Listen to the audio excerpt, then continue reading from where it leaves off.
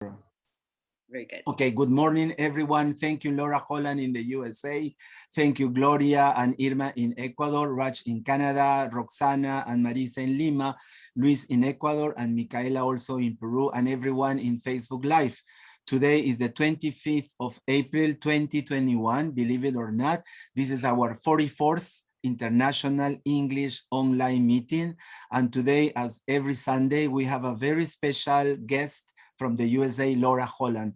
Thank you so much for your time, Laura, because I know that it's early over there in Oregon. Is it? Yes. Okay, so let me say a few words before you start. Let me share my screen and say a few things about our meetings and you. Okay, so here it is. So could you help me, Roxy, reading this beautiful quote? Of course, if a child can learn the way we teach, we should teach the way they can learn. Something to say, Roxy? Yes, it's when teaching is not about teachers. Teaching is about pupils, learners.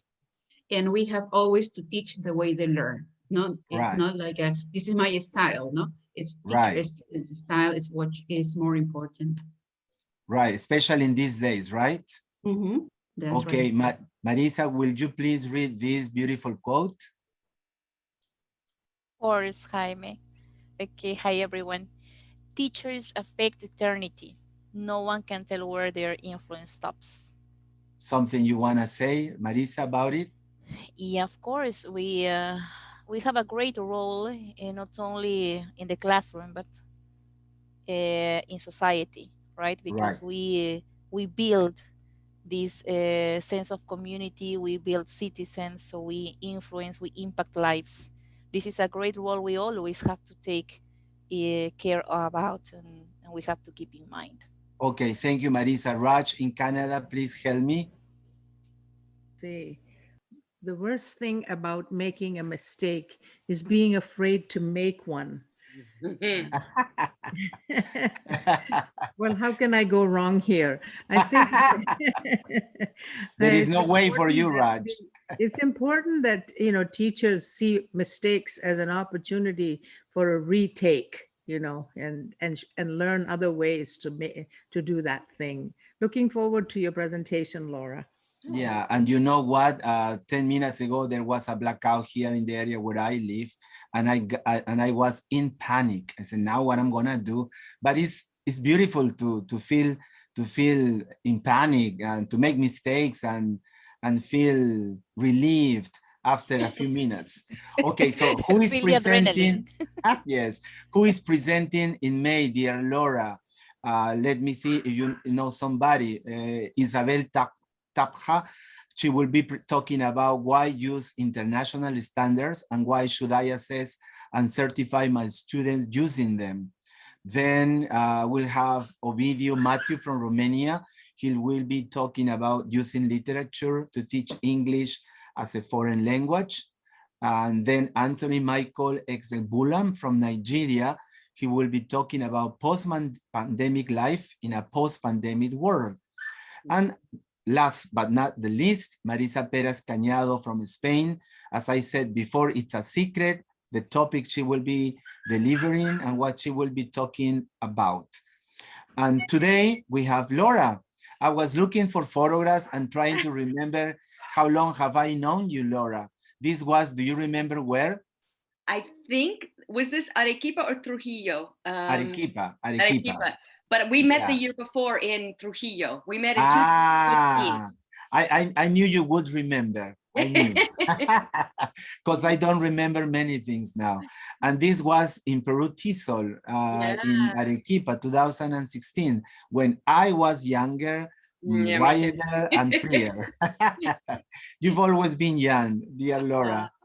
And I was surprised about this, Laura. Oh, you're doing a great job everywhere, especially with Peruvian teachers and students. So thank you for that, as I told you before. And this was Arequipa too. Here is Marisa, Gabriela, Glenda. Chiclayo, yeah, that's true. Yeah. Olenka, Marcela Raffo, Karina, Lourdes.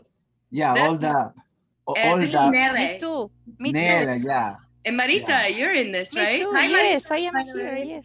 Yeah, I was trying to look for some other photographs, but I couldn't. So what else can I could do? It's perfect. And this was in? This was also, oh no, this was, okay, because Elin's son is there. So this was Trujillo also. Okay, beautiful city, Trujillo, right?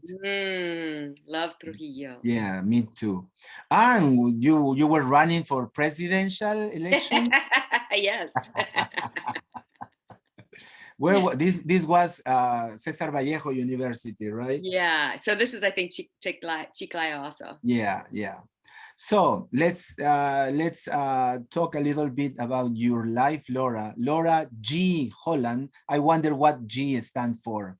It stands for I'll spell it. It's my middle name and it's Gail. Ah, okay.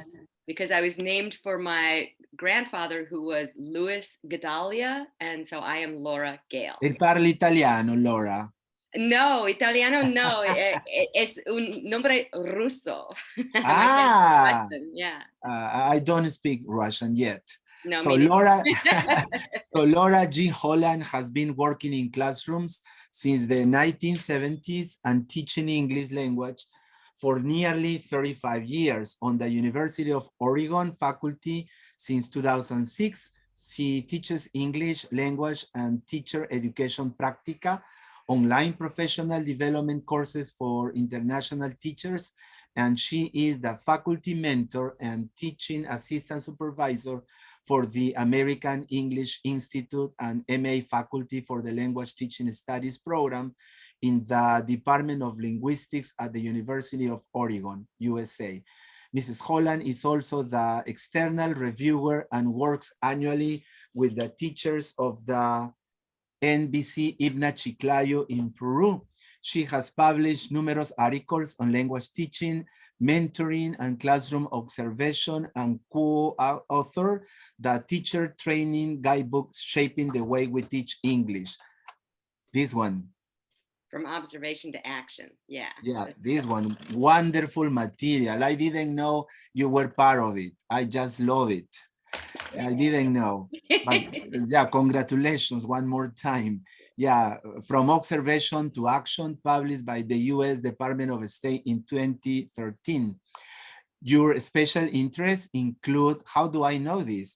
Your special interests include teaching oral communication skills, incorporating media and other authentic materials into EL classes, teacher education and training, online professional development with international teachers, my goodness, mentoring and supervision and classroom observation for training and professional development purposes. She has presented teacher training workshops across the United States, Canada, Peru, Mexico, Costa Rica, Uruguay, Bolivia, Cambodia and Afghanistan, and soon in Piura, Peru, face-to-face. So thank you, Laura. Let's give Laura a warm round of virtual applauses. Thank you. No, thank you, my dear Laura. Thank you for your time, your expertise, and everything else. So the screen is yours, Laura. Thank you. Okay. And Glenda, hi. Hello, Jaime, dear Jaime, thank you for that amazing introduction and for putting together this group where teachers get together. Roxana said something a minute ago, before we were beginning, saying that teaching is not about teachers. And I just love that. I had to write that down because I'm going to say that to my student teachers next week. It's really about the students all the time. And we have to make ourselves as big. We have to have a big teaching toolbox that has so many different kinds of tools in it so that we can reach, okay, this isn't working with this child. Oh, let's see what we can do here. Let's pull this one out. So I'm going to admit some people. Okay, there we go. So thank you. And one of the tools that I would like us to talk about and focus on today is to talk about questions and questioning. But first, let's quickly start. Now, you did this a little bit with Jaime, but we have more people coming in now. So first of all, hello, hello, hello. And let's type into the chat or say out loud, but let's type into the chat so we have a record. Where are you all from? And you can add in what's a greeting that you use, what's one of your favorite greetings? So just greet everybody and say where you're from, and we'll do a quick little read off as soon as I find my chat. There we go. All right. Good morning.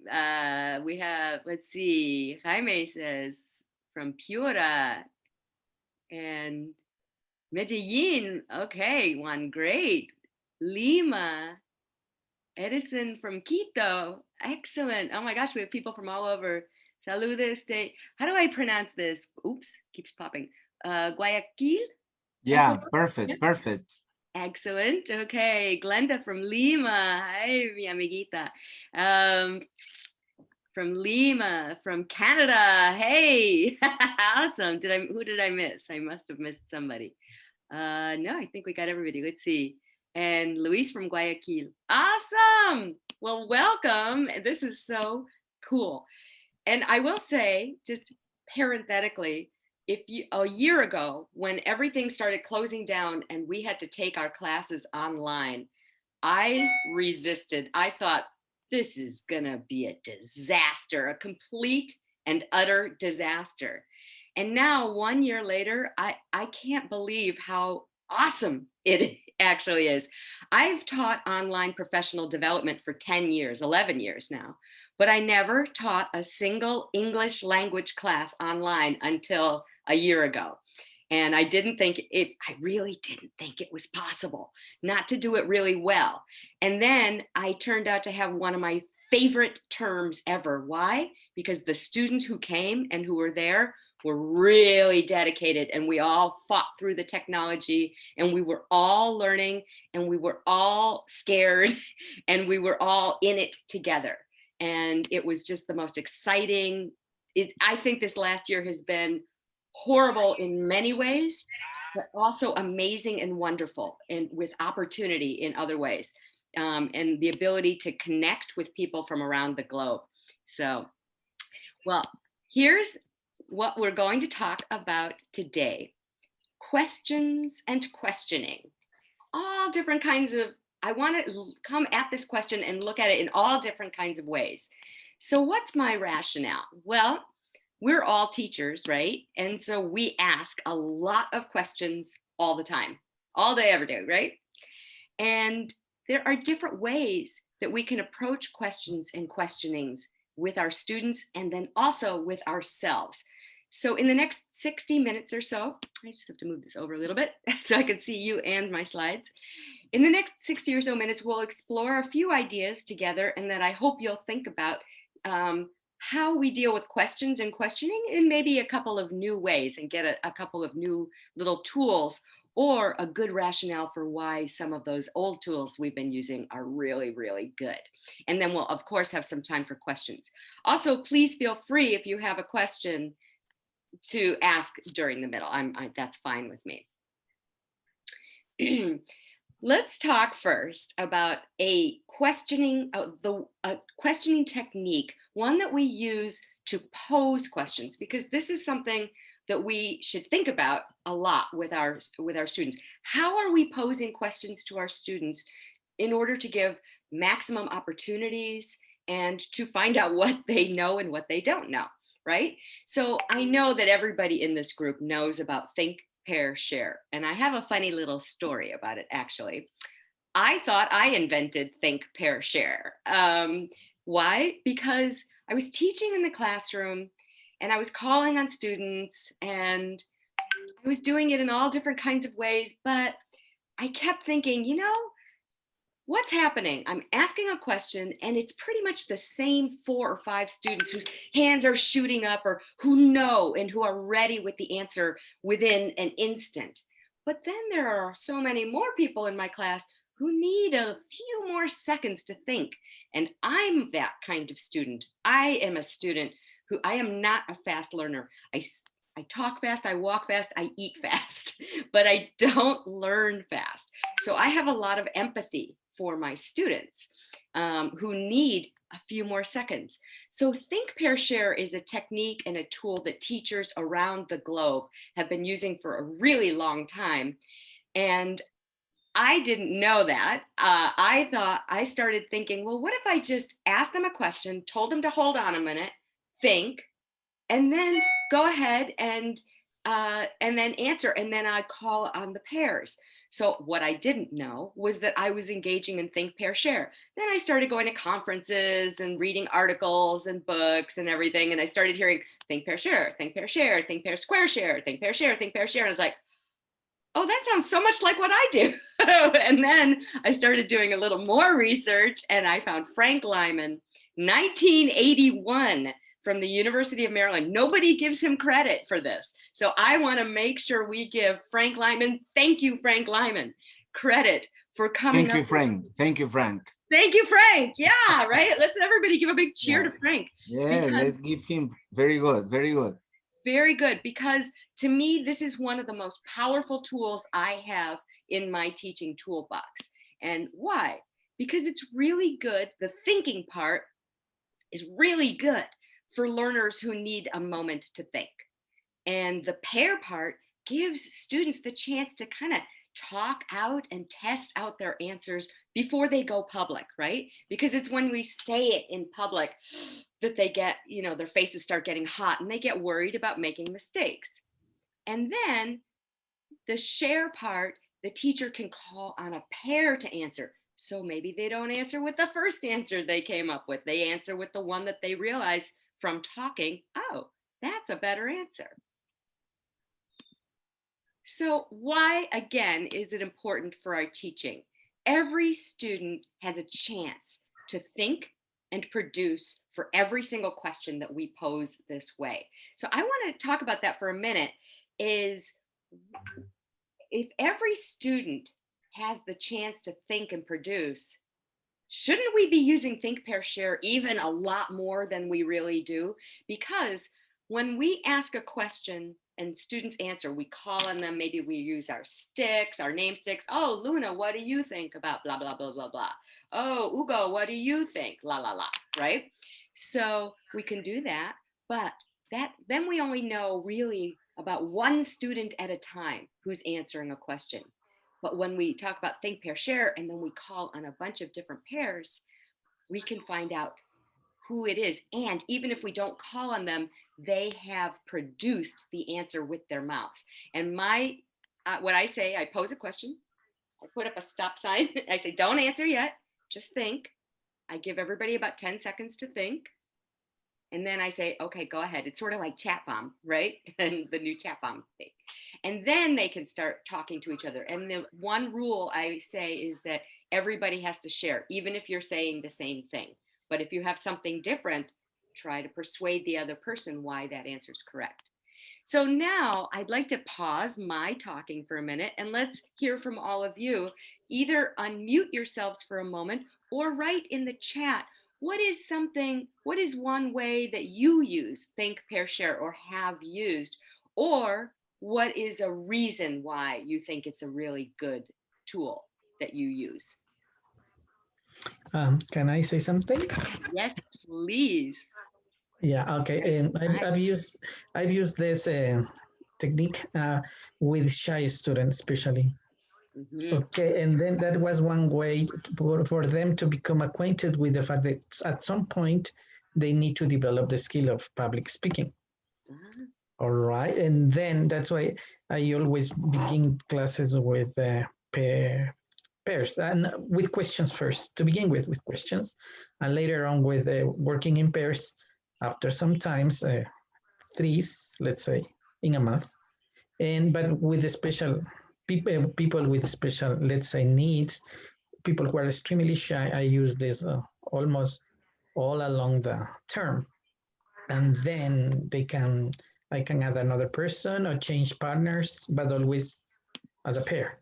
Mm-hmm. And then by the end of the term, they start working in a better, let's say, for bigger groups. let's say groups of 4 or 5, and then, so it's because sometimes the terms are 4 months long, so we have just not to have so much time as a school year, let's say. Yeah. Yeah, our terms are 10 weeks long, and I don't like that. It's too short. So, but what a wonderful application. Yes. And with shyer students, fantastic. Let's see, in order to get a better answer. Yeah, right. I love that. It seems very simple, right? But let's see, who said this? May I? Yeah, please. Yes, Laura, I also use think per share. I mean, as often as I can. They finish doing some listening, think per share, reading, think per share. And it doesn't matter if it's just for 2 minutes, but I think they're getting used to doing this. And as you said, it's important that they compare their answers and have like this privacy, this moment before being exposed publicly to share an answer, to give each other support and agree or disagree. And at the same time, as you said, I completely agree. They are like also exercising their voices. I mean, given the chance to, to all of them participate, because perhaps then when they come back, just one of them might be the one that gives the answer. But before that, they were all given the chance to do that. Yes. I love that. I love that so much. Exactly. And you know, one of the things too I find with it is that they end up saying things that maybe they wouldn't have thought of if they had to give a fast answer. So they're giving them time to think and time to process after every task is critically key. I love it. Thank you. Well, Laura, I was just, Please, Raj. I wanted to add that much has been said already, that it's just when you say pause and hold your answer, it helps people see that I don't have to rush to give an answer. And it gives everybody an equal opportunity to look at their learning style and respond. And collectively, they come up with so much more. That's it, exactly. Because not everybody operates on this fast time. And so we have to be thinking about all of the students and how they are processing. And this is a really concrete, simple tool that we can use to just manage the pacing a little bit so that it's more inclusive. And this is part of our mission, right? I know it's part of my university's mission, equity and inclusion. Exactly. Equity and inclusion. Well, this is a super simple tool. And Glenda, you said something else too I want to pick back up on again for a moment about that all it takes is just 1 week of doing this in your class. If you start from the first day and you do this, they get used to it in an instant. And then they get used to processing your whole class this way. And it's, so thank you for mentioning that, because that's exactly right. And then Luis, I love you brought up that even when we use our first language, we need time to think, right? I know I do. I am not like one of those students who's, you know, so I have to remember that when I'm teaching, not to have that expectation. Everybody needs time. Irma, did you want to say something? Yes, please. Considering given the time, especially when you're teaching adults and in a beginner level, they do need the time.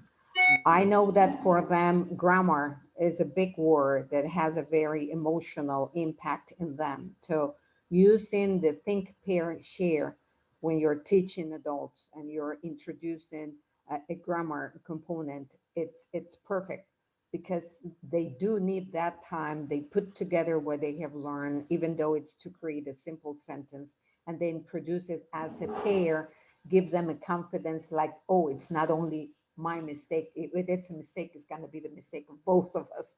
And with adults, that's very important. That's what I wanted to share.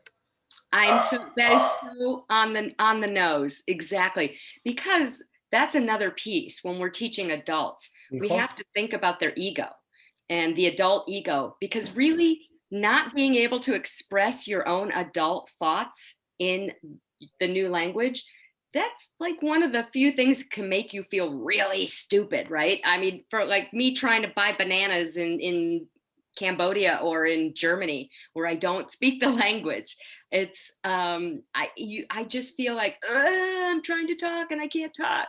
So we have to make those opportunities for our adult students in particular. Yes, to reduce frustration. Right. Exactly.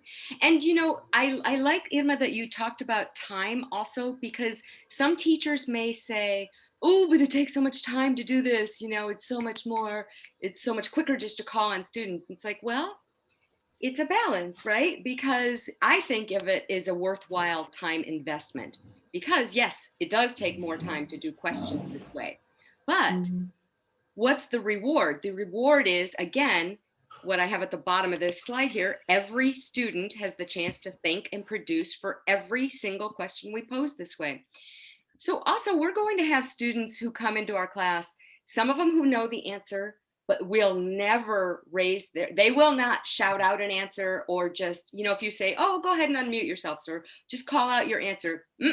They have the answer, but they will not until they are called on.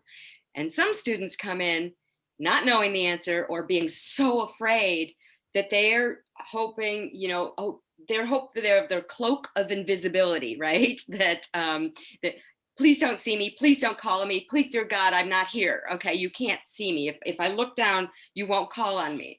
Okay, so what this does is it helps, like I think Raj said, or somebody said, Micaela, about building confidence, or Irma, right? So it helps them build the confidence to be able to do that. So I will move on to talk about some other kinds of questions, but I'm so excited that you have such beautiful, articulate reasons also for helping make this case for why Think, Pair, Share is something we should be using throughout the day, every day. It's just such a great way to pose a question, in my opinion. And thank you, Frank Lyman. Okay, let's see. Oops, hold on. And talking about sharing, Laura. Yes.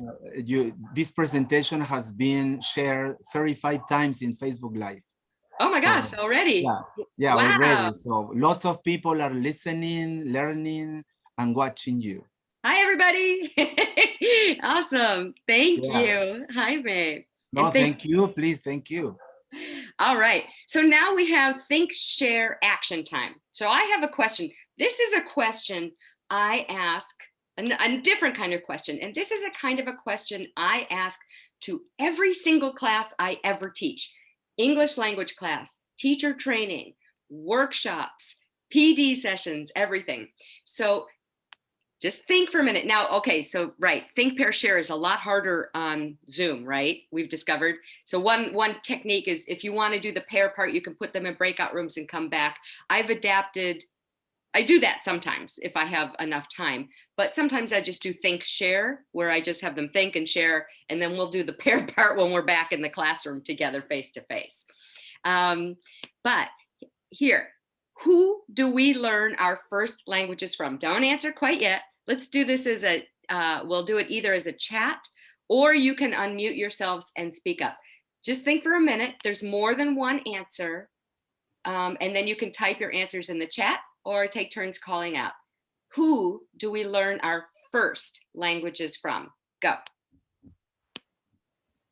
Anyone? Anyone. Oh, I love that, Jaime. Good answer. Yes. Let's be more specific. Who else? Parents. No, I was inviting anyone to answer the question. I thought. I will say parents, whoever is in the house. Yeah, so parents, mom, dad, who else? Babysitters. Babysitters, who else? Right. Grandma. Grandma, yes, thank you. That's a good one. Okay. The older brothers or sisters. There we go. Siblings, people around you, parents, friends, babysitters, aunts, uncles. Other ways we learn our first language? Where else? These are all correct answers. 100 points for all of you. Teachers. Kindergarten, yeah, good, Glenda. Teachers, good. Big brothers, yeah. Also, there's neighbors, right? You definitely learn from your neighbors, the neighbor kids. And what about things like TV, media at the shop? Radio. Yeah, Radio. media. Mhm. My younger, well, my little brother, he's in his 50s now, but my younger brother, his first word was mama, of course, right? TV cartoons, good.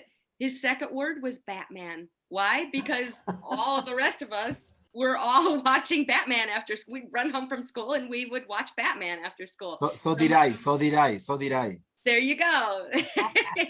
My father was heartbroken, right? He's like, oh no. But then his third word was dada. So it was okay. Everything was all right. But that's exactly right. So this is a question. Now, why? I'm going to ask you this. Let's a little bit of a working backward, which is a different presentation of mine. A little working backward here. Why? Speculate for a minute. Why do you think I ask this of all my questions? Why do I ask my English language students and my student teachers and the teachers I'm working with? Why do I want to ask them, who do we learn our first languages from? Go ahead and think for a minute, and then you can unmute yourselves and talk or put it in the chat.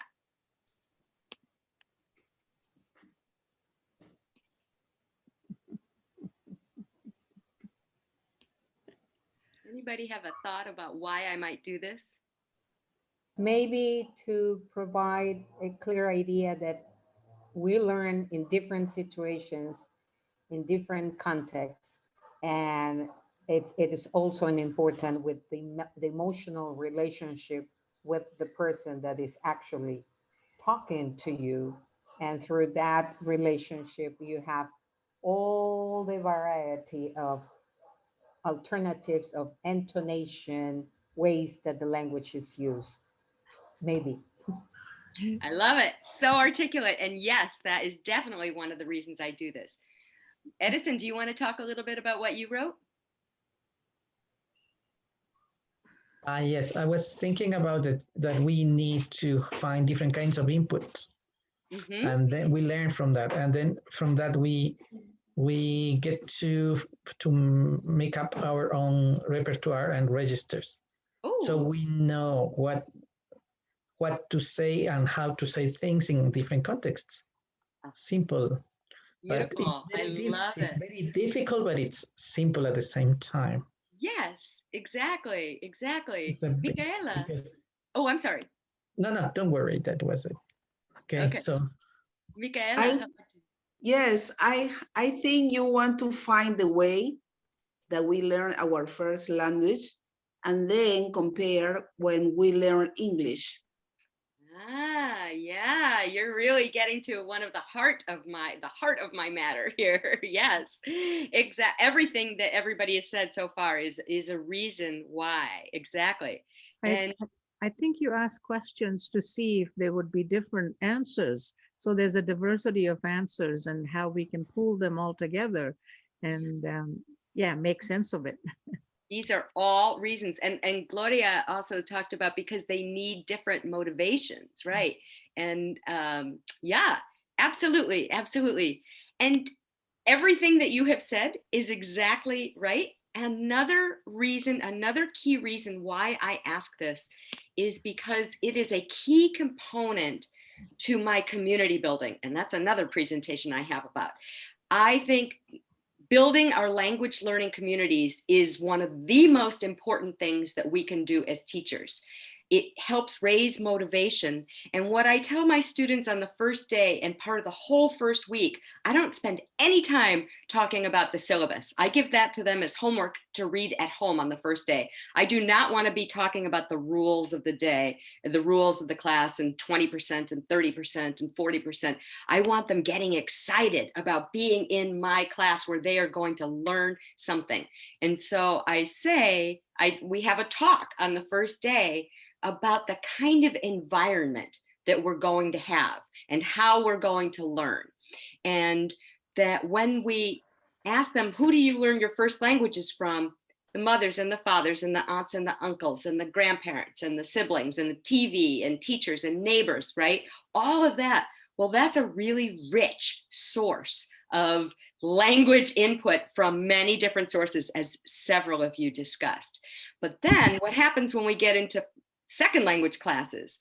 Okay, suddenly we've got textbooks and quizzes and tests and people sitting in rows and textbooks, for goodness sake, right? So that's not anything like how we learned our first languages. And so it's kind of no wonder that our students suddenly get into the class and get like this, right? Because why would they speak any language when everything is so scary?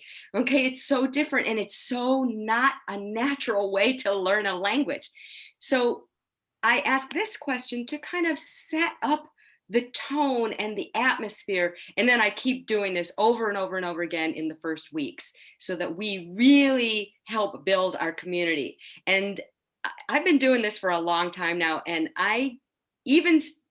students who other teachers have said, oh, he's a terrible student, he doesn't do this, he doesn't do that, she's a terrible student, blah, blah, blah, you know, which sometimes teachers do. Of course, nobody who comes to sessions like this, but I've had great luck with those same students where they suddenly say, I feel like I can learn in this class, okay, because they can take a deep breath. And because I tell them, I say, your mother isn't here, your brother isn't here. Well, sometimes the brothers are, but so we don't have the aunts and the uncles. So we are going to be the mothers and the fathers and the aunts and the uncles and the grandmas and the grandpas. We are going to be that language learning community and help each other out. And I tell them that explicitly the first day. And then everything I plan for the whole term reflects that, where it's all got community and continuing to build the language learning community in mind. And why? One of the reasons why, here's another question I'm going to ask myself. Why? Why do I need to do this? Well, I think that language learning is different than a lot of other content learning, especially with adults, but I think with everybody, high school students, middle school students, language is tied up with identity and who we are, right?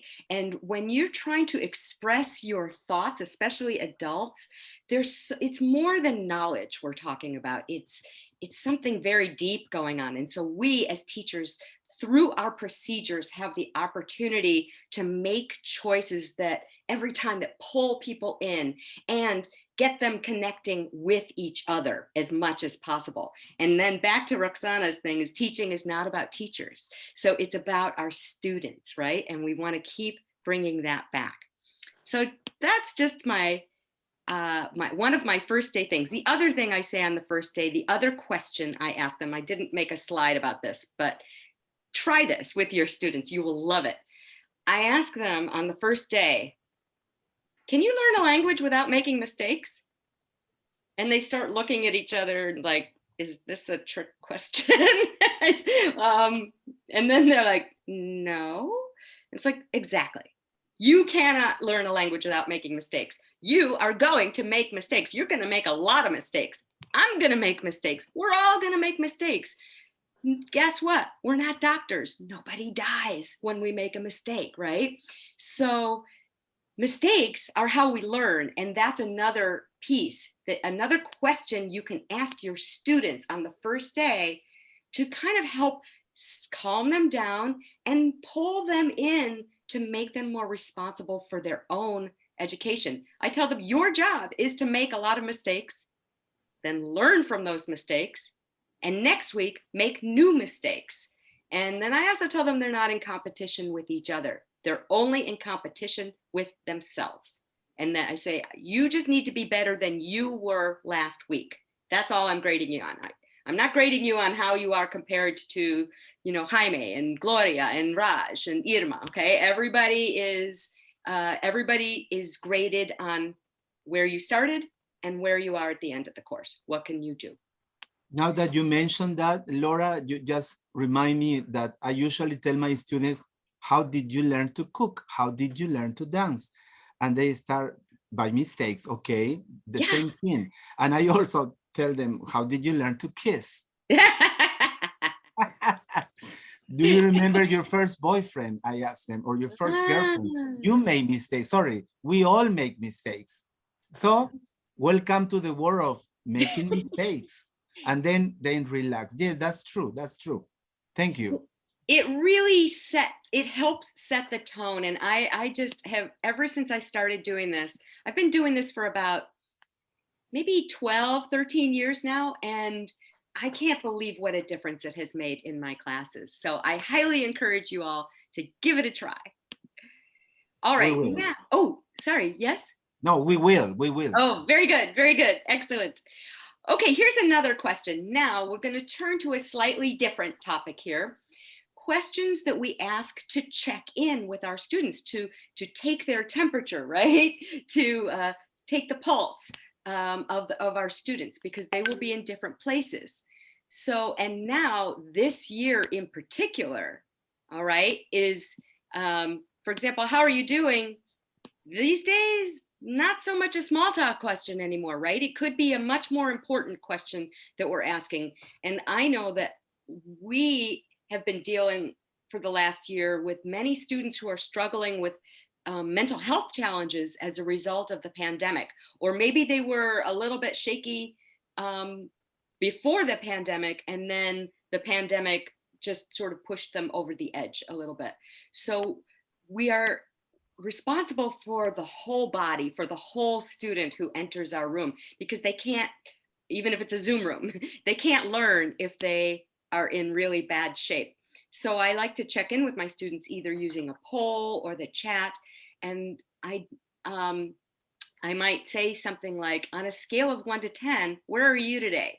And actually my students love that question. They love when I ask them that. They just respond and they start talking, and they're really pretty honest about it. Yeah, exactly. How do you relieve stress? That has been a very favorite discussion topic this last year. It's always a good one. My students love that question anyway, but this last year it's become a super important question. Are you doing okay?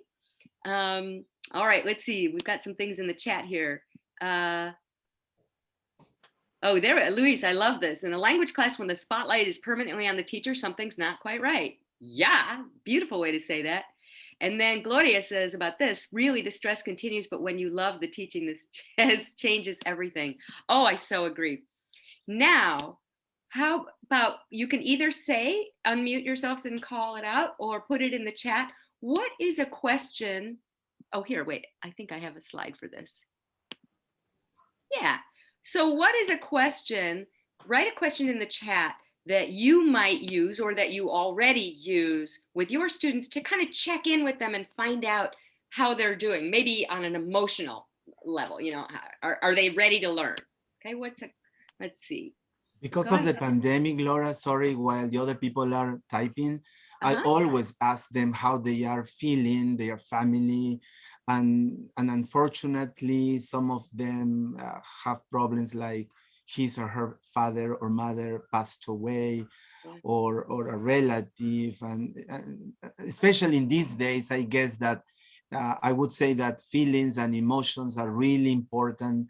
A really important topic to talk about with the students, because it helps them to relieve, as you said, and then they will feel more connected and engaged with the class, knowing that your teacher is aware of that, and he or she knows why you are feeling that way, and it helps them. And the same thing with us, the teacher. It will let them know what we are going through, not to make them feel pain, but to understand we are not that happy today or not that excited that day.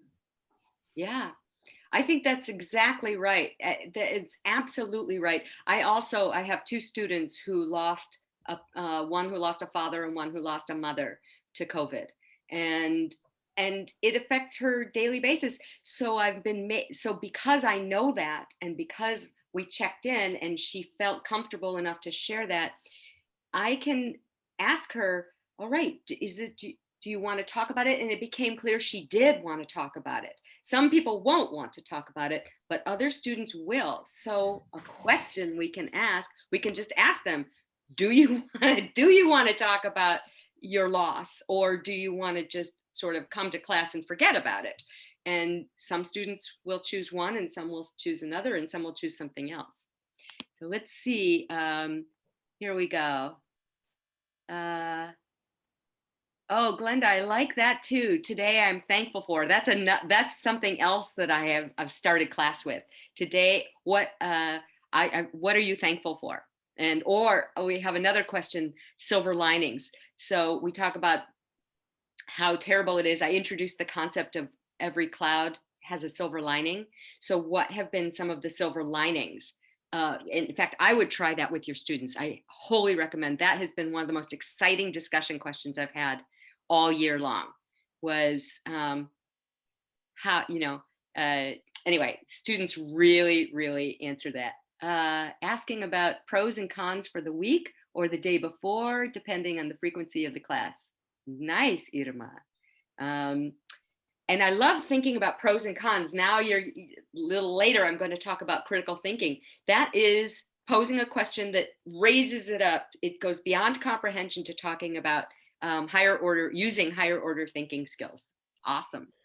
Okay. If you, yeah, go ahead, something else. And hello, and then again, one problem I see with the young adults or adult students is that sometimes they don't want to share with the group. Mm-hmm. Yeah, and then part of the ego thing we were talking about some minutes ago, and that's a problem. That's why sometimes I always keep WhatsApp group, but apart from that, they can call me or they can talk to me privately. Yeah, because sometimes they don't want to share it with their group. Right, and that's their choice, and that and so by asking questions, we can find out, do they want to share? Do they not want to share? And then we just keep that in our minds. Yes, that's I love that. That's one, that's one way I do that. I think that's really strong and really great. Roxana talks about, if you could be, we've used this question. I love this question. If you could be somewhere else, where would you be and with whom? Nice. I got a lot of, I'd be with my mother right now. I'd be with my father, even the adult students. And some of my undergraduates, one who said, I can't wait to see, I haven't seen my mother in a year. So, was somebody saying something? No? Okay. Can you share anything with us? That's a nice way. And Edison, that's something you can ask too with students, is you can ask them if there's one little piece of something they would like to share, or to prepare what do they want to share, so that they can choose whether they make it so personal or not. Every cloud has a silver lining. Yes, I have a beautiful slide for that, which I can, if I find it, I could put it in at the end. So these are beautiful questions to ask to check in with our students. And here is another way we could check in with what are your takeaways from the current situation? That's a good discussion question, Marisa. I love that one. We've been talking about stuff like that too. And my students are really thoughtful right now about us. And they really like talking about the pandemic because it's taken over our lives, right? So it's something we're all in together. Yeah, Irma, exactly. So here's another kind of question we can ask. And some of you have already been kind of talking about this at the end of class. So like exit ticket kind of questions, right? Having nothing to do with the pandemic. Okay, everybody, please take 3 minutes and write down one thing that you've learned today, one thing that's still confusing, one thing that you are ready to teach someone else from this week's class tomorrow. And so I'd like you to either put in the chat or discuss right now, what are some of your exit ticket questions that you do? Let's share so that people walk away with a nice little file of different kinds of options.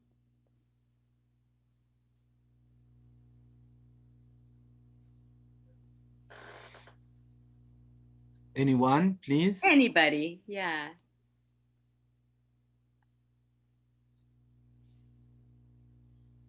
We're taking the 3 minutes. Well, meanwhile, what I usually do, I always ask them, give a kiss to your mom, give a kiss to your mom, give a hug to your mom, have a nice week with your mom and your dad. All the time I'm asking them to do that. Sometimes some students ask me, and teacher, why do you always tell us to do that because I don't have my mom with me, and you have it. And so appreciate what you got, appreciate what God gives you, what life gives you. And I try to encourage them to appreciate what they have now. And it works. Yeah, nice. Awesome, Jaime. Yeah, Gloria, thanks. can you explain what you mean by this? More tips, the virus? For example, I think that I can maybe apply it with my students. I try to apply different things that motivated with the games. And another thing we have, for example, in the kind of the virus in this time with the coronavirus, we learn different symptoms, different causes that we produce after this pandemic. And I try to put in one time a the week during 1 minute, maybe a step on the yoga. That is the thing that my students relax, especially on Friday. Excellent. Nice. I love it. And I love that you tie in some of the movement also. There's so much research talking about how kinesthetic movement tied in with language can really help get the language kind of to stick a little bit better. And Glenda says, one thing from this class I feel happy about is, so there's a question. And then we give students the chance to answer. Beautiful. And Raj says, what's one thing you will practice from today's session? Beautiful. One word I've learned today is, I love that one, because that one, anybody can do it, and it takes, you could be out of time pretty much. You could have 1 second, 30 seconds left and get that done. But it gets everybody to go back in their head and work on it. Sorry, Laura, Yes. reading to these positive questions and listening to your positive feedback. Do you ever ask students about something you didn't like about the class is? Oh, absolutely. Yeah. Do you ever? I do. Okay. So you recommend us to do that? I think, yeah, I don't do it every day because I don't want them to start complaining all the time. But I want to make sure that they know that it's an option. All right. Yeah. All right. Thank you. That is something I also do with my students after like 2 weeks or 3 weeks of classes. I ask them to tell me what they like about the class and what things they would like to be changed or and how, because it just can say make it more fun, and that is impossible sometimes. Yeah, but then I say yes, but tell me how, and then how are we going to do this? Because you have to involve them. Yeah, they have to be involved in the solutions, not only because otherwise, as you said, they're going to complain about everything. I don't like homework. I don't like this. About things we can't really change. Yeah. The readings are too difficult. No, that's not the idea. So they say, okay, this is how things are going to be working. But if you have any, let's say, any advice, please tell me. And how are we going to do that? And then they can. Otherwise, well, what are you going to do with that? Okay, say, okay, give us longer time for, let's say, homework. Okay, let's say yes, but it's going to be longer. Yeah. You have more time, but it's going to be a little bit longer or something. And then it's something like negotiation of things. Right, exactly. I like the fact that you used we in there also, because I use that all the time for giving suggestions or even feedback and error correction. It's like, oh, we need to do this. It's so much more inclusive and part of community building, I think, when we use we, and it's less accusatory. You did this, you did, so hey, let's do this. We can say almost anything in a really positive way. Even harsh feedback sometimes, somebody completely failed a test. They didn't study. They didn't even study or try at all, but they came. So we can say, all right, well, you came and you tried, and let's go through this together and see how we can make your grade better for next time, right? And just phrase things instead of being negative, we can flip everything to be positive. Just put on our rose-colored glasses, right? Our friendly colored glasses, where we see our students' best intentions. Now, we know that there are some students who are going to try to sneak around something, but let's not assume that everybody's doing that. Let's give them the chance to do that before we decide they're going to. something I like from today's class, the least, and something I would like to have in tomorrow's session. That's giving them a voice too, right? So this is beautiful. And Glenda talks about passing a survey at the end of a unit. I need to be ready for the unexpected, make mistakes, the 3-minute technique. Do you want to explain that, Edison? Answering each one is about one. One thing I have learned today is that we have to be ready for the unexpected. One thing that is still confusing is how to make them, I see. how to tell them that making mistake is okay.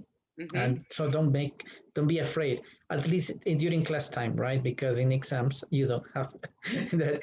And then this specific activity is one I would like to apply. Excellent. That's something that is there. Cool. It's really kind of fun, and it gives you all this interesting information that's super useful. All right, if you don't mind, I'd like to go on because I have like a couple of other topics. So turning now to a completely different idea about questions is how do we, I'm not talking about teaching question formation here, but how do we practice it in class? So we all have textbooks and they all teach how to form questions, and I'm not talking about that right now. But if we only do that, they don't get enough practice with questions. So we have to come up with lots of different ways throughout the day for them to practice questions, get feedback, make changes, and try again. So one way that I have them is I've created this whole series of slides, which I'm going to move over just a little bit here. And this slide particularly is all dealing with questions that are formed with B. Now, I also have another, when I'm having them learn more about questions with B, if I'm teaching that, I might start with a discovery learning kind of project where I have like 20 sentences. I'll say a statement where it says, the boys are empty-handed. And then it says answer, then question, are the boys empty-handed? And then question, the boys are carrying backpacks. Are the boys carrying backpacks? The young men are wearing the same color shirts. Are the young men wearing the same color shirts? So I do this sentence, question, look at it, and then the next one is try this on your own, and I set it up where I give them the sentence, and then they try to form the question following the pattern and the model that we've already done. And then I just say, what do you think the rule is for forming questions with B? Okay, and then they should hope, most of them get the idea that, oh, we're switching the subject and the be verb. Okay, so this slide deals only with questions with be verbs. And how I got this idea, this is based back, I've been teaching for a long time, as Jaime said, and back before the internet, before computers, before everything, back when dinosaurs still roamed the earth, we had a placement test that we used to place students for their oral skills classes. And this was used in a number of different places. I actually used it in 2 different schools, one in Oregon and one in New York City. And it's called the John and Fred tests. And it has a whole series of different tasks, but one task I really liked was it said, ask me if they are smiling. And then the student has to turn it into a question. Are they smiling? Okay. Ask me if they are empty-handed. Are they empty-handed? Ask me if they're wearing the same color shirts. Are they wearing the same color shirts? So at first it's really slow. It's hard. They're trying to figure it out. But then they start getting it. They start figuring it out. And then they can start following the pattern. Okay, so now I'm going to move this. Sorry, Laura. Yes. And then what do you emphasize? Fluency or accuracy or? Different, depends on the day. I do both. Exactly, Irma. I do, but not at the same time usually. Usually I either am doing fluency, and I'm going to talk about that in a moment. All right. Actually, with discussion questions. So this is more for accuracy practice. Okay. Okay. And they're really not having conversations. about these questions. They're really kind of getting in there and getting their hands dirty with how do you form these questions. And this is a really hard cognitive thing to do. It definitely higher order thinking skills needed to put this into action. It's a very hard task, even for me in my own language sometimes. Is now, it? Yeah, I think it's really hard. I tell them this is really hard for me too. So, and then when some of the students start getting it really fast, I was like, oh, you're better at this than I am. Woohoo! So I'm just going to quickly show you a couple other examples. Ask me if she is young. So now in this slide, I've introduced a couple of do questions, right? Questions that take the auxiliary do. And then, so once they start getting better at it, you can kind of mix them up. I also try to just find interesting pictures that I can use online now. And PowerPoint gives you these design ideas that allow you to create these very slick, very professional looking slides. Here's another one. Ask your group and make questions. Is she happy? Ask if she is happy. Is she happy? What is she doing? Okay, so now we're introducing some WH questions. So this is a slide where they're practicing more and they've had more practice doing one kind at a time. And then just one last one I'll show you. I want to make sure we have time. And here's another one. The other thing is I have mixed cultural classes. So I try to find pictures from that represent the cultures, different cultures of my students in my class. But you could find things from all over Peru or Ecuador or Honduras, wherever you're from. All right.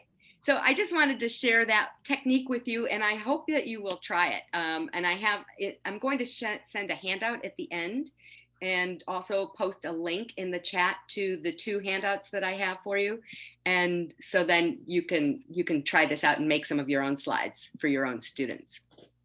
All right, now, Jaime, you anticipated my next question. So here, discussion questions come in many forms. And here, you absolutely anticipated what I was going to say. I'm so sorry. No, I love it. Are you kidding? That's such a good student. Thanks a lot. Thanks a lot, teacher. Oh, my pleasure. My star students. Everybody's so smart, 100 points for everybody. So focus on fluency. But so every day, here's something I do every day. I'm in my speaking listening class. I start every single day with a warm-up discussion of maybe 5 to 10 minutes. And Glenda, you talked about surveying your students, and other people have asked about, can we survey our students for this? I ask my students every term, do you like, after we've done it a few weeks, do you like starting the day with a discussion question like this? And 100% of my students, 100% of the time say, yes, we don't understand why more of our teachers aren't giving us a chance to just talk. And so I keep this. So I start it out every day. But what do? So it's a question I pose, and it depends on what level I'm teaching. It might be, what did you do over the weekend, right? So this is a focus on fluency and conversational English, but I'm eliciting certain and practicing certain grammatical forms or vocabulary. So for example, the expression over the weekend, well, they don't know that one. That's not intuitive. So this is a way to introduce it and use it in a nice conversational context, right? That's what we mean by communicative language teaching. Yeah. So what did you do over the weekend? Well, in order to answer, they've got to use the past tense. So the question elicits the past tense. What are you going to do this weekend? Well, now we're using present tense or continuous to talk about future. And then it's not only the verb forms, but also an opportunity to practice the time markers that go with that. Which is really key. I went to a fabulous session a long time, many years ago, talking about how many mistakes that our students make isn't necessarily the verb forms in their sentences, like the past tense, they've got that, but they're mixing up the time markers. So we have to also explicitly work with the time markers too, but that's a side front. It's really key. I went to a fabulous session. Oh, there we go. Let's see. Are there any silver linings to this strange year of pandemic? Okay, somebody posted that that same question. I love that question. And that question has produced some of the most beautiful expressions from my students. Last fall, I was working with a whole group, a group of people, and interestingly, I had, I think, 9 or 10 out of my 15 students were lawyers. And so I asked the question, what does justice look like? But everybody had an answer for that. So now, what is a question that you might ask? Let's put them in the chat and share a few. What is a question that you might ask that will both spark a discussion, but encourage or elicit certain verb forms or time markers or vocabulary? Okay, Marisa, while you're thinking of that in writing, Marisa says, so do I, Laura. I usually start with a discussion question, something that can be interesting, related to their context, profession, something that can have the need to express themselves. Exactly. Oh, Edison, what does happiness taste like? Ah, I love that. Oh, for me, it's ceviche or ají de gallina. Or pisco sour. Or pisco sour. That's what happiness tastes like to me. Yeah, I love soups. So most of soups, they are the greatest way of showing love to me. Is bringing you a bowl of soup. Yeah. A bowl of soup. Yeah. Awesome. So everybody go ahead and put any question that you might ask or that you do ask. Marisa, what's one example of one of the ones that you've used? Let's see if you can put one in there. How do you show appreciation to others? Oh, I love it. I love it. Also, I use video springboards. A lot of times I'll find some authentic video and then I pull questions out of that in order to make it accessible and also to get them to talk about it. I'm going to write if you look this one up, we just did this last week with my students and oh my gosh, it was just, I was crying. Everybody was crying in a good way. It was so beautiful. Be a Mr. If you go to YouTube and look up Be a Mr. Jensen, you will see a beautiful 3-minute video that you can use with your students. What time is, oh no, what's your favorite? Your me time. What's your me time? Oh, I'm sorry. Yes. What's your me time favorite activity? I love that. Oh, Edison, I love this one. Where does your name come from and what does it mean? That is one of my first day questions, actually. I love talking about names. I play a song with lyrics and then we talk about the message of their own interpretation. I love doing that too. Is an old question, but one that I use first or second day. Why are you studying English? Yeah, people still have lots of different reasons. And that provides useful information for us, right? Who said this? Irma. Yeah. Because we can kind of find out, do they really want to learn the language because they love the culture and the people and they want to travel there? Or I really don't want to learn the language that much, but I have to because I have a job. Yeah, exactly. So it's good. It's useful for us to know who are those students who don't really want to be there, right? We can try to find out ways to pull them in. So we can ask them questions that will help pull them in. All right, awesome. I want to keep on moving because I have a few more things to share. So, and time is starting to run a little short. Comprehension check questions are fine, but we need to know that they don't promote critical thinking skills. They're really just sort of, you take the information and you spit it back out again, right? It has its place. I'm not saying don't use comprehension questions, but if they're all that we do, then we're missing a huge opportunity to bump up the level to higher order thinking skills and critical thinking. So we can try asking questions that assume comprehension, but then ask students to do some further tasks, such as write a new ending to this story. With your partner, write 3 great discussion questions for the other groups about community service. It's great that we're all on the same wavelength here. That's something we did 2 weeks ago. Create a dinner party with any of the characters that we've read about this term. Why are you including them? That one is super fun if you're doing a reading class or anything. And then if you have a question, some sort of higher order thinking question, you can go ahead and put it in the chat for us to share. And while you're doing that, I'm just going to scoot ahead. I love asking questions that I don't know the answer to, right? So this is something we want to do. We want to put ourselves in the position and our students in the position of being, we want the students to be the experts. So we ask them questions that we can't answer for them. Maybe it's their opinion. Maybe it's their experience. Maybe it's just something that they think about. So this one, we did this one. I just did this one last, this is a new one for me. I've just started asking this in the last year, last 3 classes. And oh my gosh, it went on and on. They're like, no, teacher, we need more time. We need more time to talk about this. They went crazy with this question. Are you a feather or a rock? So I don't know the answer. Only they know the answer, but they have to explain it. And there's no right or wrong answer. So it's an opportunity for students to teach and to share with us, and for us to model being really good listeners and learners.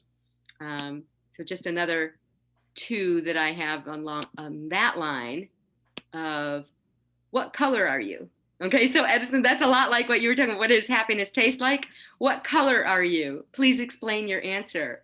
Or what animal are you? Please explain your answer. And they can use their phones to look it up if they don't know vocabulary. And then again, this is just another opportunity to ask questions we don't know. Yeah, go ahead. Another question, it could be, which provokes more thought, a window or a door? Oh, I love that. Well, where do you get those questions from, Edison? From my 32 years of experience. I knew you were going to say that. Yes. And then and that's why those are some of the questions I'm going to use also in my webinar next June. So, but I'm just practicing. Ah. So I know you. I am going to use some of these questions, and so that's the idea. And I invite you, Laura, too, so she can help attending this webinar of mine.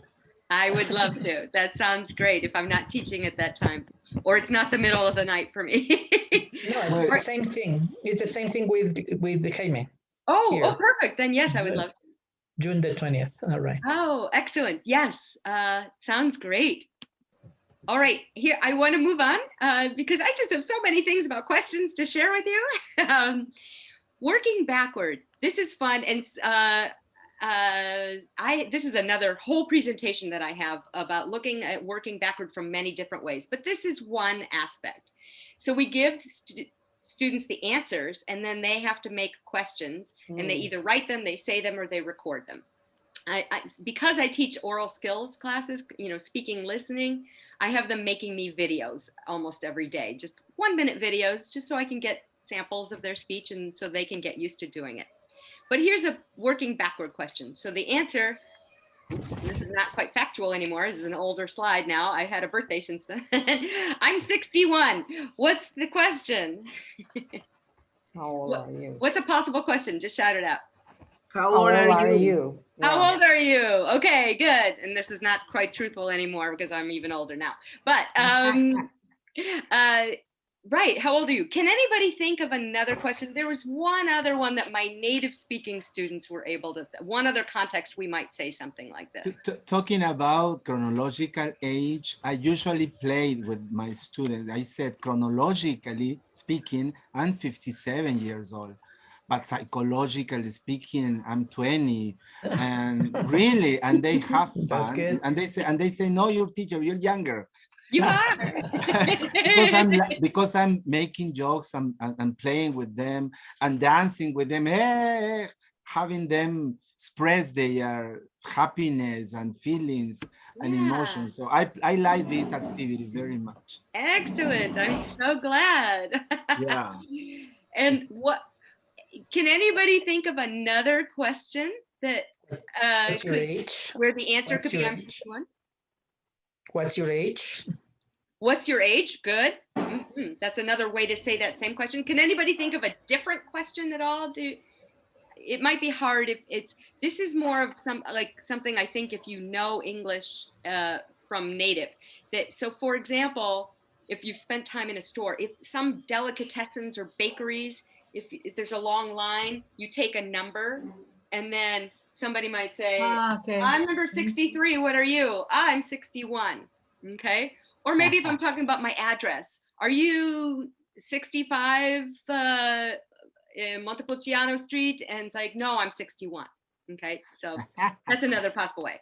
Or here's one, let's do this one. I have 5, okay? What's a possible question for that? I have 5. How many? How many what? How many fingers do you have in your How many pets do you have? Yeah, good. Okay, excellent, good. But then now what about, so lots of different possibilities for that one, right? But what about now, I have 5 but no sisters. Brothers. How many brothers? How many brothers? How many siblings? How many siblings? What's the final part of the question? How many siblings do you have? Right, exactly. Good, good. Yeah. All right. So I would say, we're starting to run a little bit shorter on time, and there's a couple more sections I want to get to. We're getting close. But I just want to share another couple of things. So you can take that slide. I can make the slides available to you also if you like, or the handout actually is. Whatever you want to share with us, Laura, we will appreciate. Well, we are learning so much from you. Yes. Oh, my pleasure. So about 1,500 people you have reached in Facebook today. Oh my gosh. Really? Hi, everybody. Never happened before. Never happened before. Unbelievable. I'm shocked. Unbelievable. Unbelievable. Like, Jaime, it's you. You make the magic happen. No, it's God, and you and everyone. Yes. And then all of us do so. Yes. Do our part. So here's another kind of question.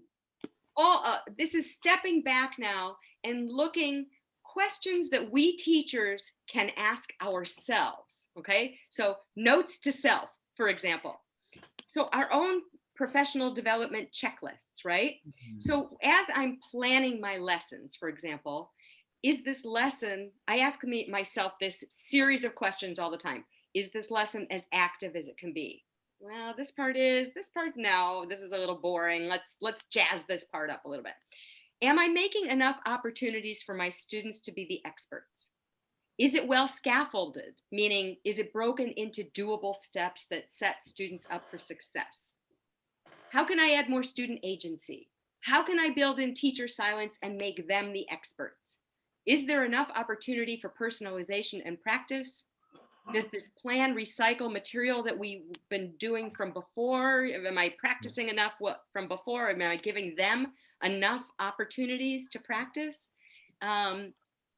Does this plan promote critical thinking skills? How? I make myself nail it down, because if we don't, it's easy to just kind of go, we're so busy all the time, right? And it's like, oh, it's fine, it's fine. It's good enough, right? So this is my way of checking to make sure that I hold myself accountable.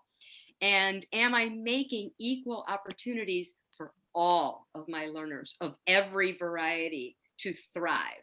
Am I teaching to everybody? Am I making sure that I'm reaching even those students who are trying their hardest to be invisible?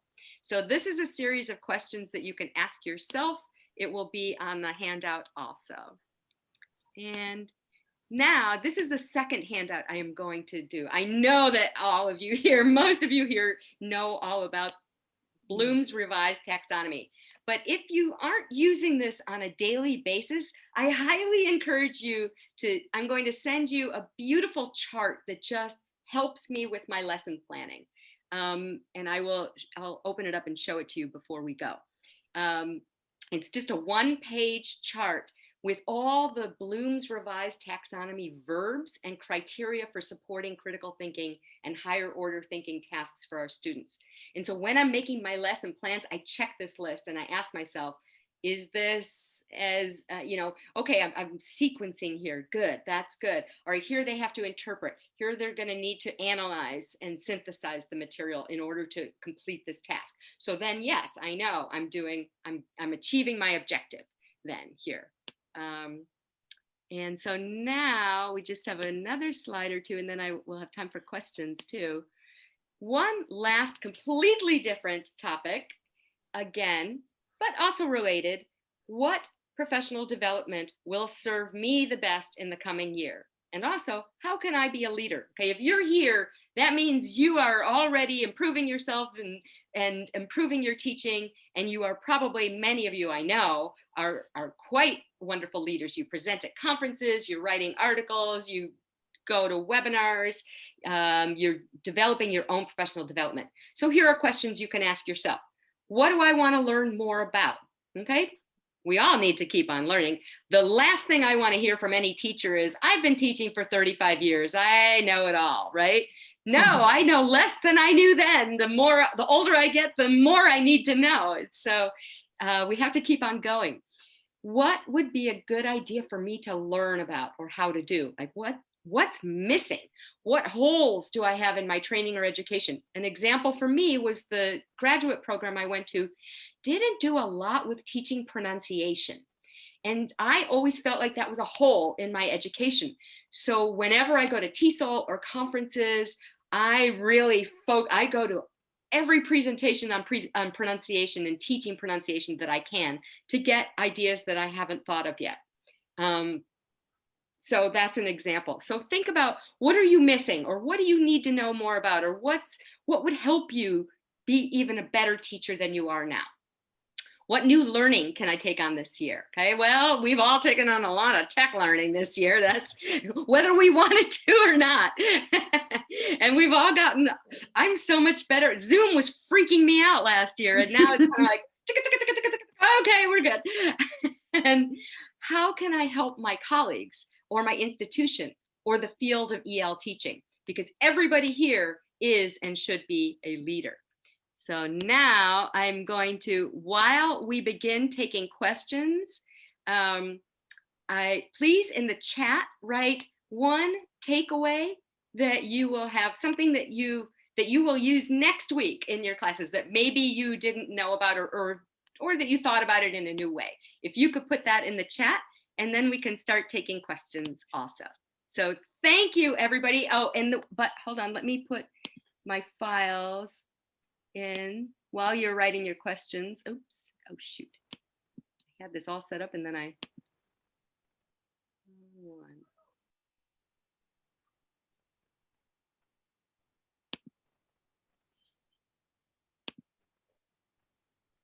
Are people putting questions in the chat? You can also think of them, but hold on. Let's see. There we go. There. Okay, so.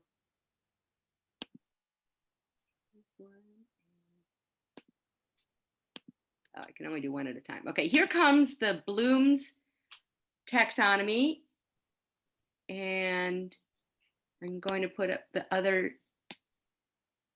Sorry, I'm squinting at you. My eyes are really bad. Don't worry, Laura. I always tell my students that I'm not mad at you. I just can't see. Okay, Marisa says, Marisa, why don't you go ahead and say what your takeaway is? Okay, yes, I really love the idea of asking questions I don't know.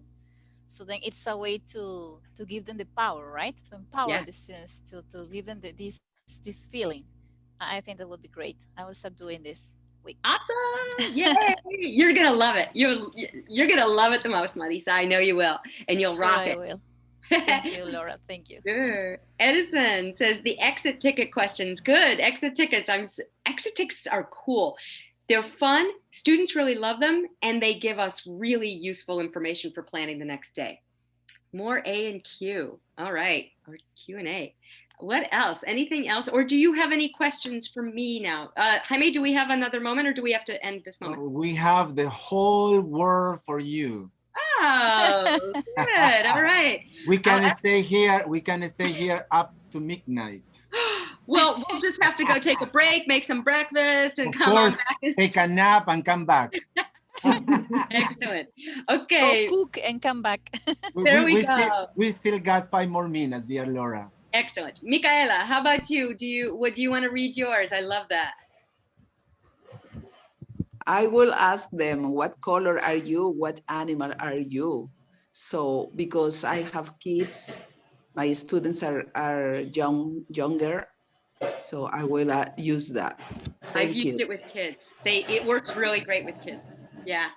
Nice. I'm so excited. Please feel free to use this slide if you want, or a different one. I can.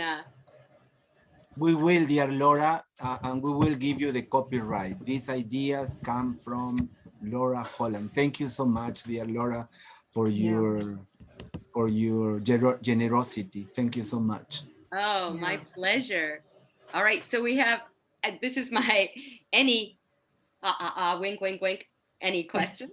Yeah. Could you stop sharing your screen so we can look at everyone? And yes. Okay. Usually at the end of the presentation, Laura, we give time to everyone to say something. Let me be the first one. I'm so grateful, so excited, so everything, Laura, because I know you've been doing a great job for many years. And I have to say it, and I ask you, and you were there, and I ask you, and you are there, no matter what time, where, or for whom. And then I appreciate that very much from you, Laura, and people must know that you are very humble, and I love that. Thank you so much, Laura. Thank you. and you help lots of professors and teachers everywhere, but especially in Peru. Peru is mi segundo hogar. Yeah. Thank you so much. That's why you got so great friends like Glenda and Marisa and all those girls. So if anybody else wants to say something, please do. Me. Thank you, Glenda. Or Rush, I think she rose her hand first. Rush, Preciosa. Oh, I was just giving you the thumbs up, Laura. I love the energy, the pace, the content, all of it. Thank you so much. Thank you very much, Laura. And the book. I appreciate because we're learning something today to teach the students. Very good. Thank you. Congratulations. Laura Preciosa, thank you very much because with your presentation and with the time to share and chat, it's like re-engaging with the fact that we don't have to, invent rocket science. We can just like ask questions like you have no answer for, and then the class will develop very, very nicely. And sometimes we complicate ourselves maybe with different things, but no, it's just like really wanting to help them. Yes, and I like Roxana's quote. Yes, it's not about teachers, it's about the students. Thank you. Glenda. And after this presentation, I feel younger. Roxy in Lima, Juan in Colombia. Juan. Yes. Okay. Roxy, go on. Okay. Roxy. Okay. I want to thank, as everybody's very pleased and happy, but I really want to appreciate is your style of sharing things.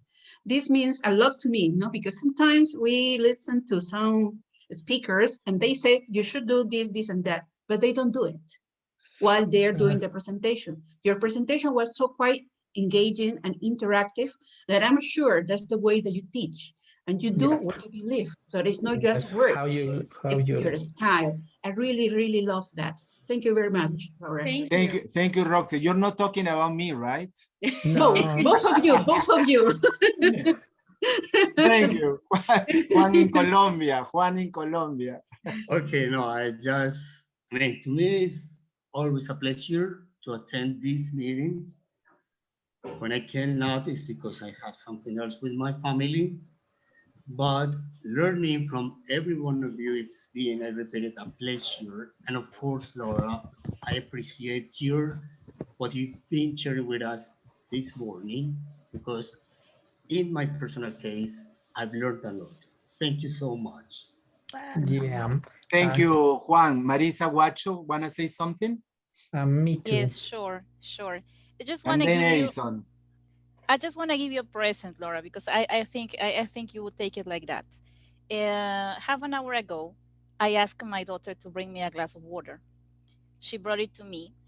She had a sneak peek to what you were doing because she didn't listen because I am with the headphones. But she just looked at it and she told me, is she the presenter? Because you were like highlighted, right? And I said, yes, it should be really nice, right? And it got my attention because she wasn't hearing. And I just asked her, why? Why are you telling me so? Because she looks so enthusiastic. She looks so catchy. So I mean, someone telling you that without listening to you and just by your gestures, I think that would make a good present for you. I had to share. Now I'm crying. Thank you. That's so beautiful. That's so sweet. Yeah, I feel touched. And okay, sometimes when it comes from our students or from people that we are not like directly being in contact with, it means a lot. So then I wanted to share with you. Thank you, my dear. Yeah. Thank you, Marisa. Edison in Ecuador.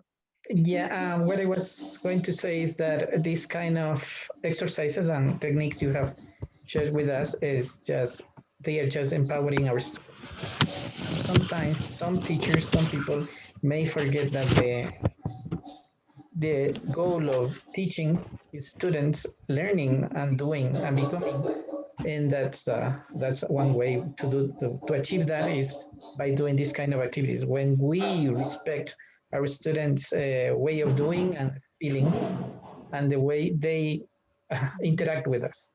So that is one way of doing it, is by becoming one learner more with them, another learner. Exactly. And that's the idea. And that because every time you teach, you learn something, what to do or what not to do.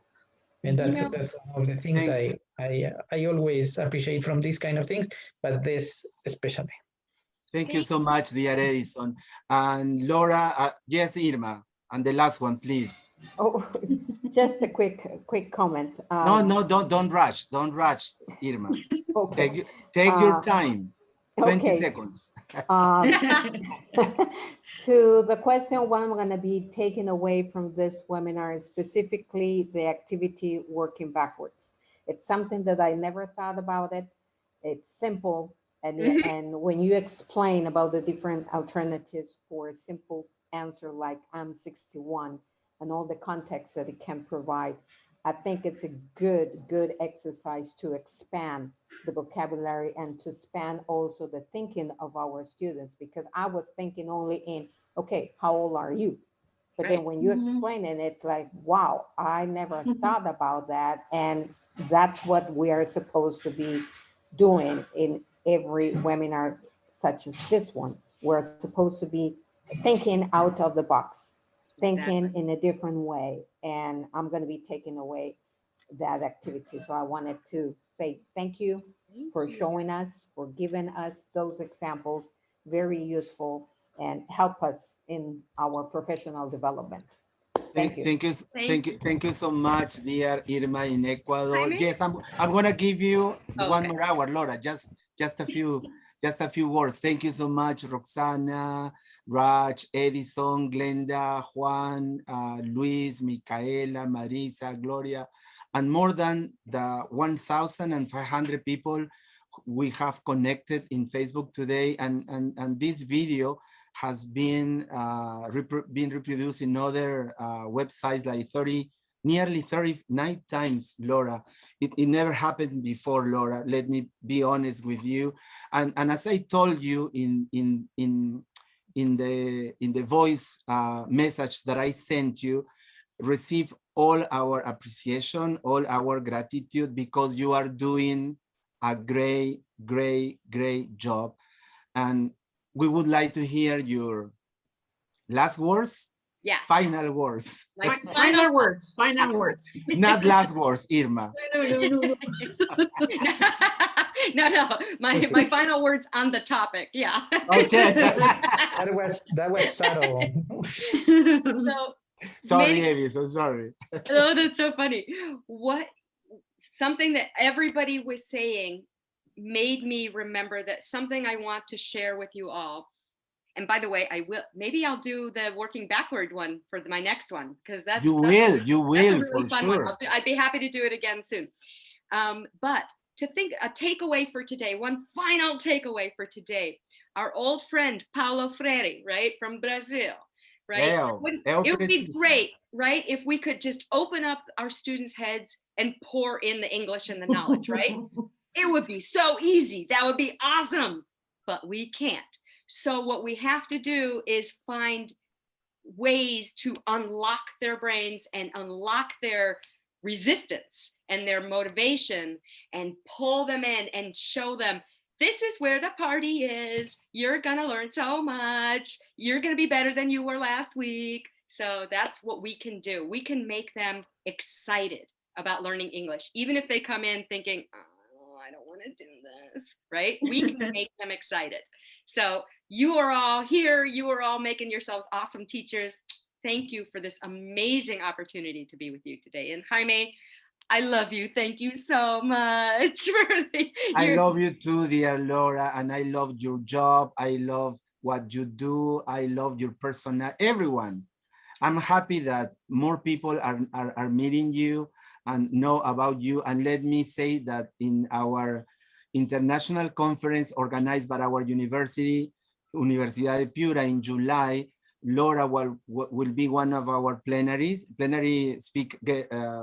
keynote speakers, and also Raj, and no one else here, but thank you so much, Laura. I hope that you felt happy with us, and you come back to these Zoom meetings soon. Very soon. And I'll do working backward. Yeah. So did you get a chance to see the Bloom's taxonomy? Yeah, we are selling it now. Very good. All right. So it's got a citation on it, and enjoy, everybody. Thank you. Thank you, dear Laura. Thank you, Roxana, Raj, Juan, Edison, Glenda, Irma, Gloria, Marisa, Luis, Micaela, and all the Laura's followers in Facebook Live. And thank you so much. Oh, lovely. Thank you. I miss you.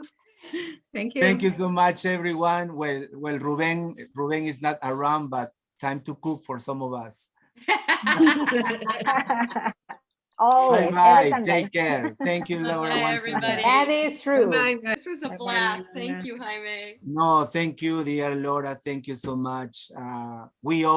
Peru owes you a lot. The world owes you a lot. And I'm happy that people told you what you deserve to be told. Well, can you see how red my face is? Great. It's very red. I'm blushing. I think we're all teachers get emotional. We do. We do. Yeah. That's the idea, not to forget that we are humans, not to forget that we are humans. Yeah. All right. In spite of the books you write, in spite of the studies we have, we are humans. We are humans. We will always be. Yes. Okay. Bye-bye now. I do have to go. Bye-bye now. Otherwise we won't Be safe. Be safe. Love you all. Be safe. Bye-bye. Be safe.